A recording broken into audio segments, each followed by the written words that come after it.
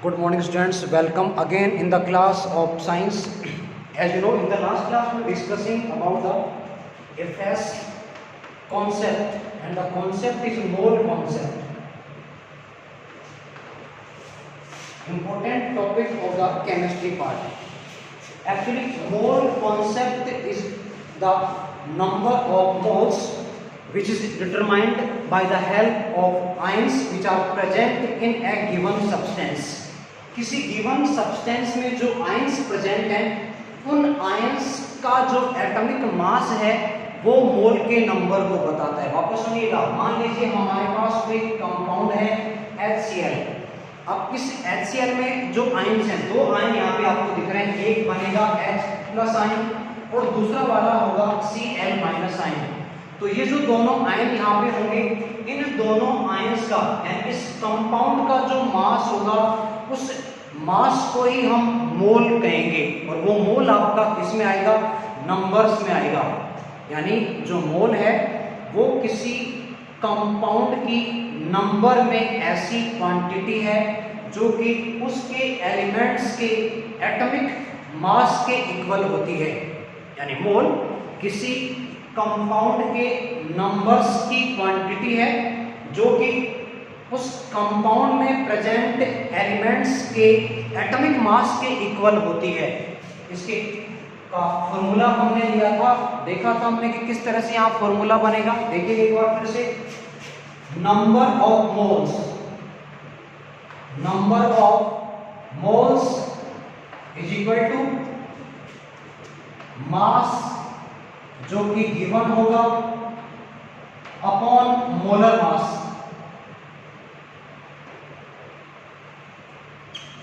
मास upon molar mass, यानी mass जो कि गिवन होगा उसको हम डिवाइड करेंगे अगर मोलर मास से, तो जो हमारा नंबर ऑफ मोल्स है वो फाइंड आउट हो जाएंगे। एक सिंपल एग्जांपल लेके हम बात करने वाले हैं। यहाँ पे मान लीजिए आपको कोई न्यूमेरिकल गिवन है और देखिए न्यूमेरिकल किस तरह से है। Calculate the number of moles in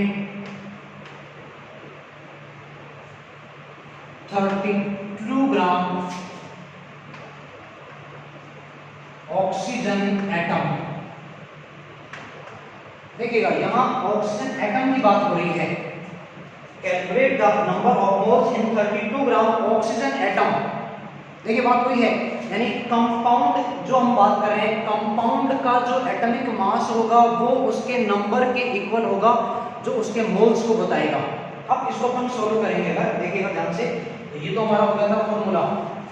अब इसी फॉर्मूले का हम काम में लेंगे। अब देखिए इसको अपन इस तरह लिख सकते हैं, small m equals to small m upon capital M। Small n number of moles is equal to small m upon capital M। तो देखिएगा फॉर्मूला आपका क्या बन जाएगा। यहाँ देखिए अब बात करते हैं सॉल्यूशन की।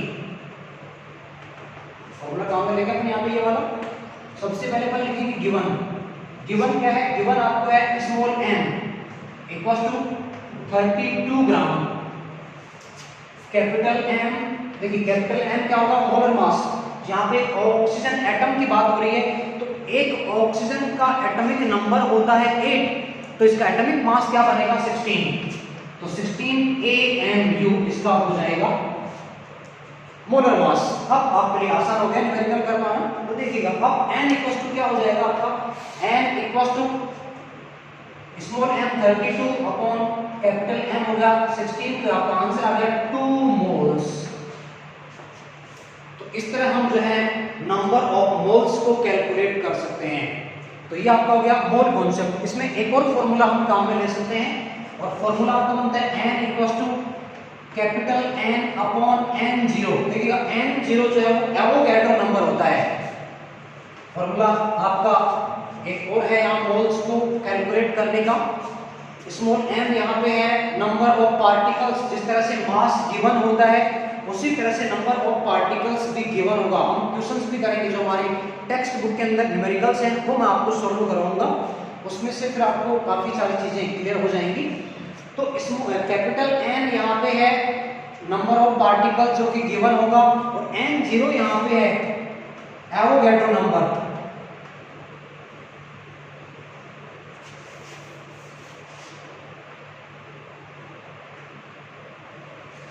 और इसकी वैल्यू होती है 6.023 इंटू 10⁻23। ये वैल्यू आपकी एन जीरो की, जो कि एवोगैड्रो नंबर से जानी जाती है। तो इससे भी अपन नंबर ऑफ मोल्स को कैलकुलेट कर सकते हैं अगर पार्टिकल्स का नंबर गिवन है। तो हम इसका भी एक एग्जांपल ले सकते हैं, देखिएगा।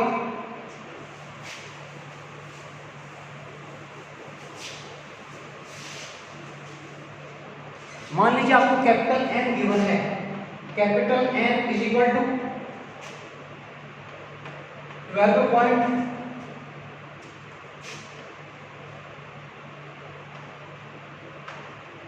12.046।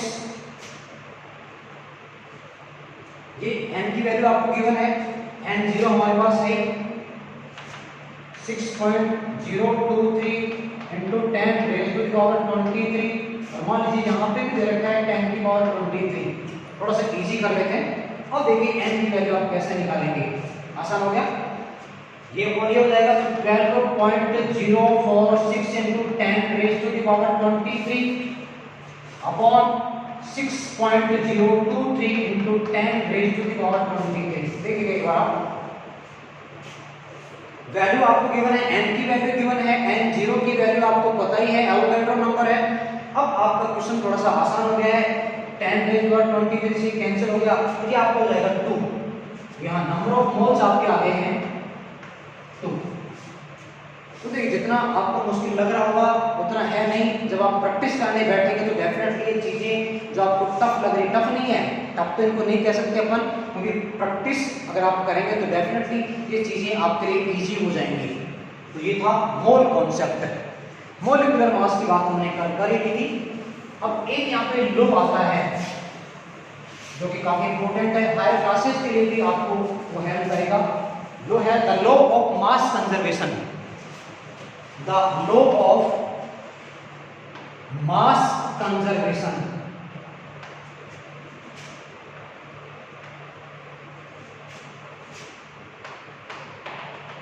लॉ ऑफ मास कंजर्वेशन, देखिए लॉ क्या कहता है। हम बात करें अगर किसी केमिकल रिएक्शन की,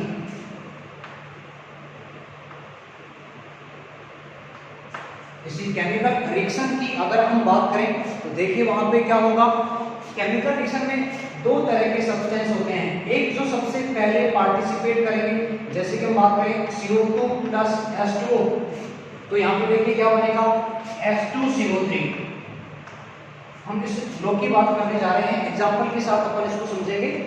CO2 plus H2O is equal to H2CO3। आप जानते हैं carbon dioxide, H2O water, and this is carbonic acid. H2CO3 is known as carbonic acid.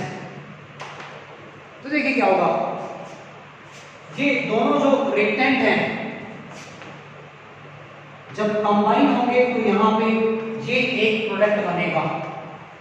तो H2CO3 हो गया यहाँ पे एक प्रोडक्ट, ये दोनों रिएक्टेंट्स हैं और ये यहाँ पे हो जाएगा प्रोडक्ट। तो देखिए क्या होगा, यहाँ पे जितने एटम्स रिएक्टेंट की तरफ हैं उतने ही जो एलिमेंट्स हैं वो प्रोडक्ट की तरफ भी होने चाहिए, यानी जितने रिएक्टेंट होंगे उतने ही प्रोडक्ट भी होने चाहिए। हम पहले रिएक्टेंट में काउंट करते हैं, देखिएगा C का यहाँ पे 1 एटम है, O के यहाँ पे 3 एटम है और H के यहाँ पे 2 एटम है। O के 2 और 1 3 हो गए, H के हो गए 2 एटम, C का 1 एटम है, टोटल आपका ये बन गया 3 2 5 4 6 एटम्स हो गए।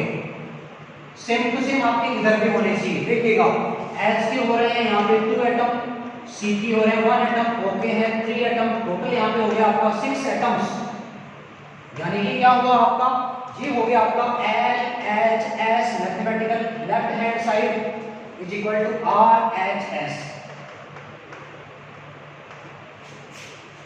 LHS is equal to RHS, देख सकते हैं आप। यानी कि लॉ ऑफ मास कंजर्वेशन क्या कहता है, what is the statement of this law. According to the law of mass conservation, the number of atoms in the reactants should be equal to the number of atoms in the products in a chemical reaction. Listen again, the number of atoms in the reactants should be equal to the number of atoms in the products. यानी दोनों तरफ का जो number है atoms का, यानी जितने element आपके रिएक्टेंट की तरफ होंगे उतने ही एलिमेंट्स आपके प्रोडक्ट्स की तरफ भी होने चाहिए। ये आपका हो गया है लॉ ऑफ मास कंजर्वेशन। देख लीजिएगा एक बार।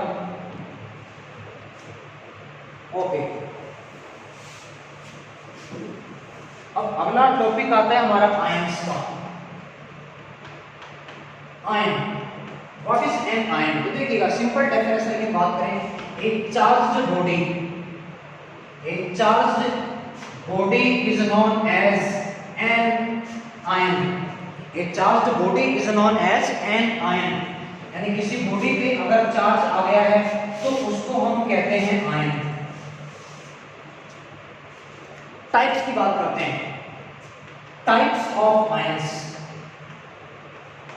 देखिए 2 टाइप के आयंस हैं, कैटायंस और दूसरे वाले हैं एनायंस। कैटायंस वो होते हैं जिनपे पॉजिटिव चार्ज होगा और एनायंस वो होंगे जिस पे नेगेटिव चार्ज होगा। कैटायंस पे पॉजिटिव चार्ज होगा और एनायंस पे नेगेटिव चार्ज होगा। क्लियर? अब बात करते हैं कैटायन कैसे बनेगा।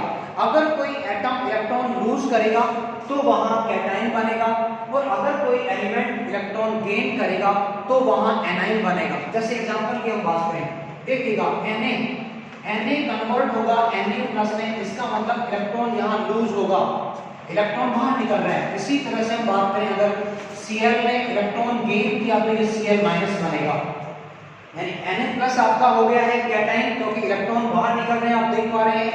इन case of anion, electrons are gained by an atom. When an element loses the electrons, then cations are formed by an atom gains the electrons, then anions are formed. This was the complete account of chapter number 3. Now the chapter is over. In next video we will discuss the question answers of our textbook. Till then, thank you so much.